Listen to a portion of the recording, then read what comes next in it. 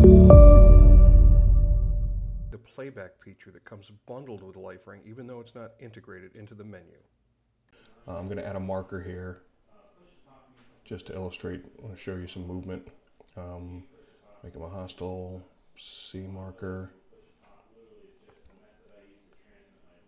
There, now I'm going to move them around a little bit.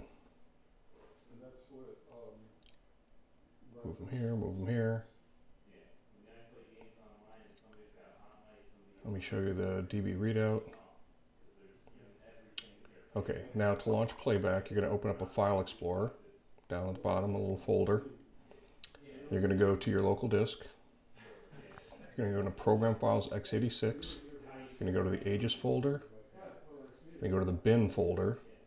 You're going to scroll down until you find a little playback.exe. Double click that. It's going to launch a little player.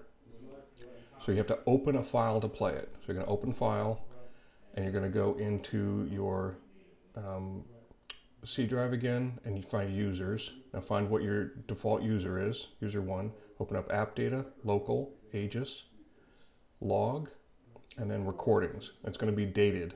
So pick today's date, and when you load that and then go back and push play, you got to close this window and go back to the LifeRing. You're going to see that the status is red, and up in the top right it says Playback. And now what it's doing is it's playing back what I just... Okay, I'm going to speed this up a little bit and fast forward so we get to where I added the marker.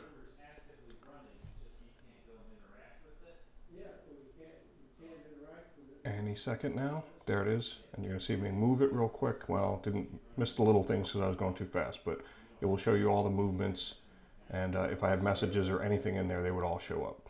But essentially play around with it, but that's how Playback works.